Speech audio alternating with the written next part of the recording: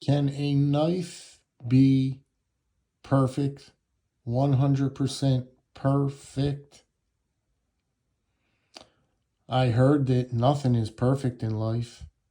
Isn't that the way people say? Nothing's perfect. You could come close to being perfect, but nothing is just perfect.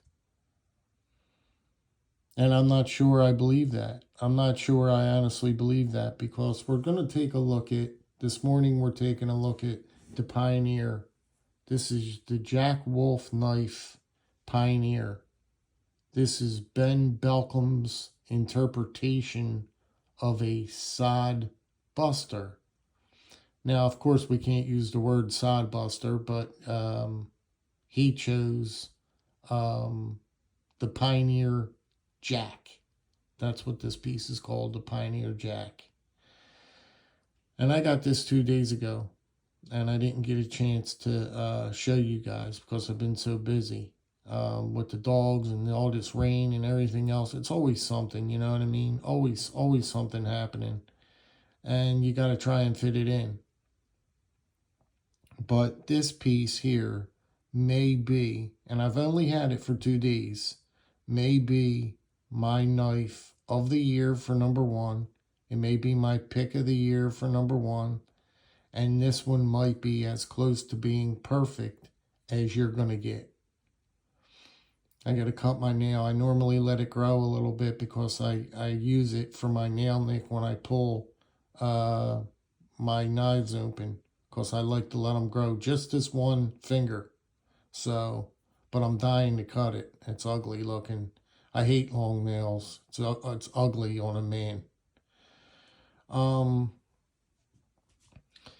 But this knife here is as close to being perfect as I think you can really get.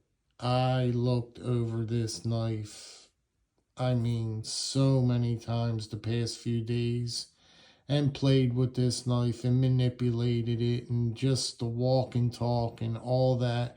And I just can't find one thing that is wrong with this knife. I just can't. I'm looking. It's like I'm looking for things just to try and pick apart. I'm looking for nitpicks. I'm trying to find nitpicks for this piece, and I simply cannot find a nitpick. I mean, everything is so, the screws are all flushed over, everything is softened. The only thing I can say,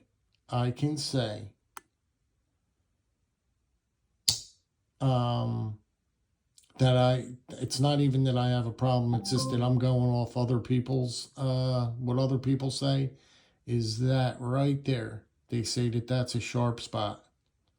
And I guess you can believe that, you know?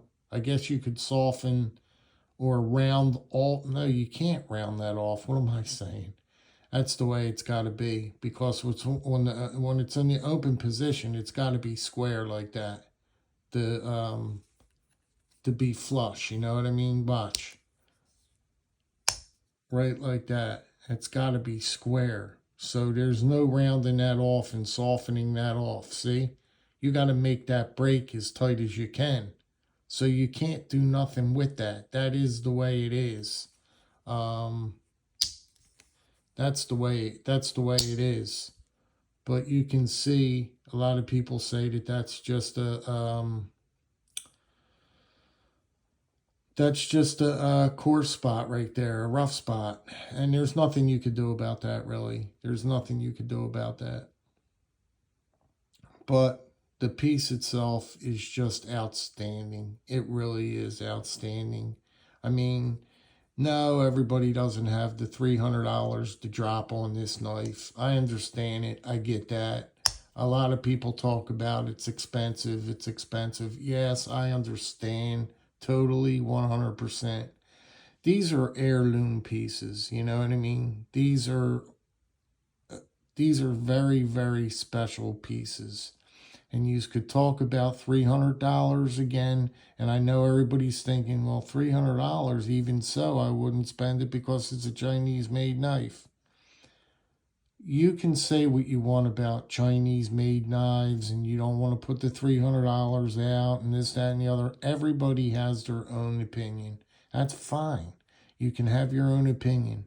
But my opinion is this knife, regardless, I'm putting Chinese aside, this knife is the best knife right now in the knife hobby. I do believe that this is the best knife in the knife hobby that you can purchase.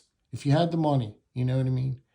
If you had the money, the $300, this is your best choice that you could get for your money because it is absolutely flawless to me. I mean, it's a piece that is flawless.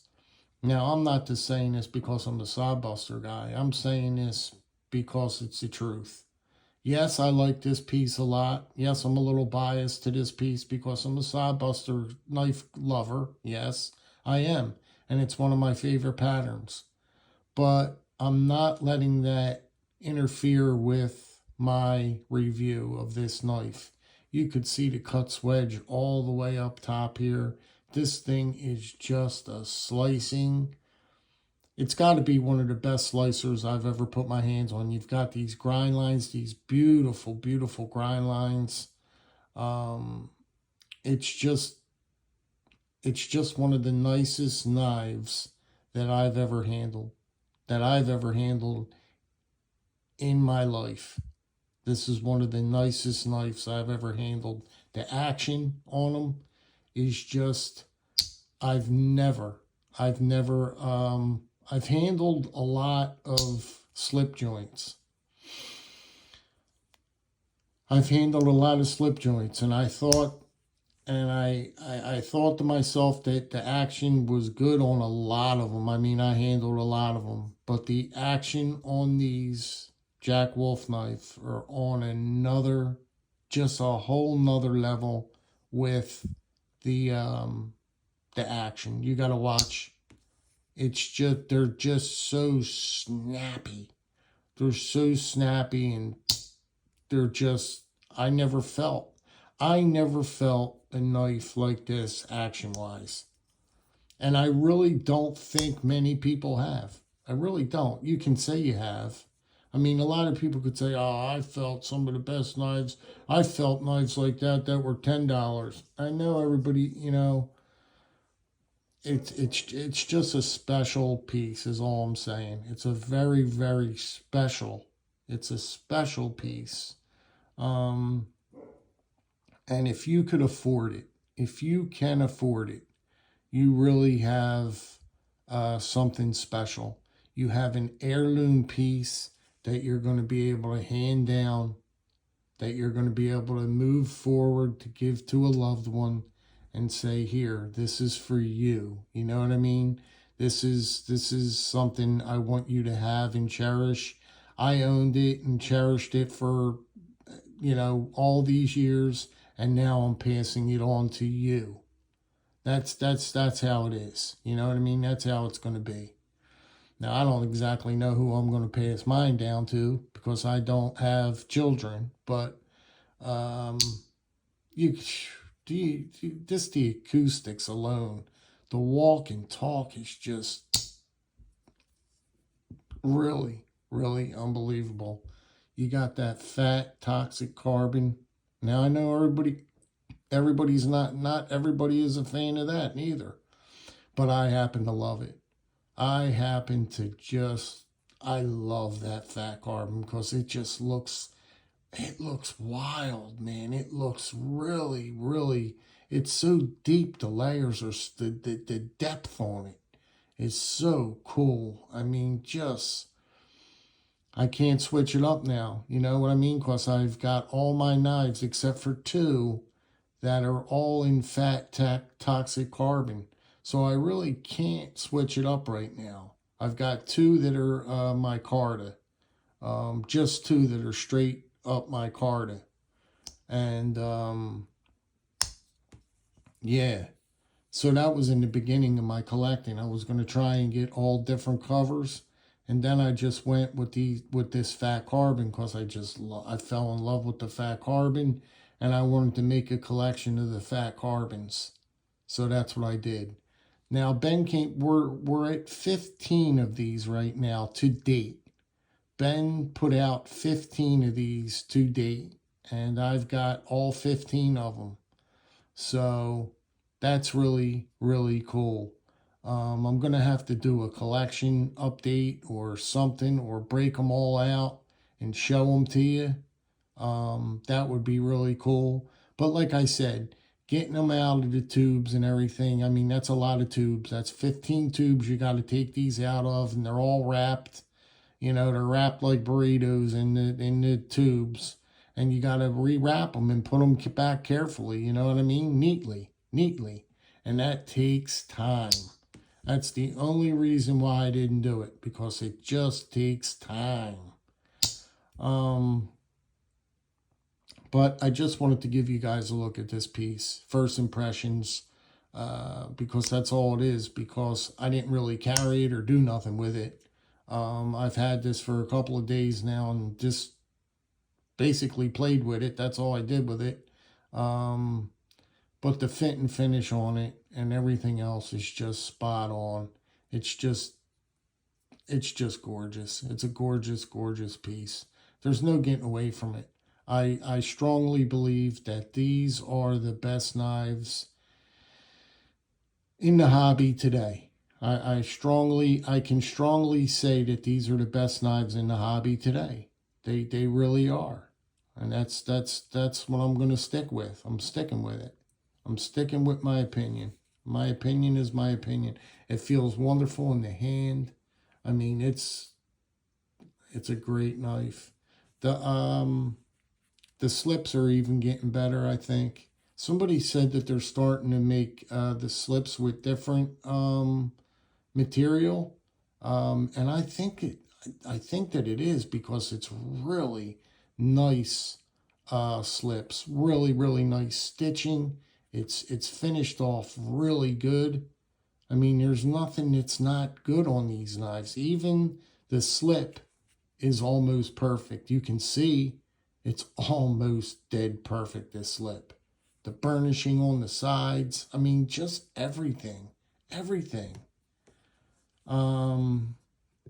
Yeah, I don't know what much more to say about that, guys. I just wanted to give you guys a look at it. I'm not going to, draw it on, but let me know what you think in the comments. Like I said, this is the Pioneer Jack, guys. And this is Ben Belcom's interpretation of a sod buster. And man, it's just a cool one. It's just a cool one, especially if you're a sod buster lover. You know what I mean? It really makes it that much more special. That's it. That's pretty much it, guys. Use have a fantastic day, and I will talk to you again on the next one soon. You guys be good, be well, be safe, and I'll catch up to you guys soon. You take care now. Bye-bye.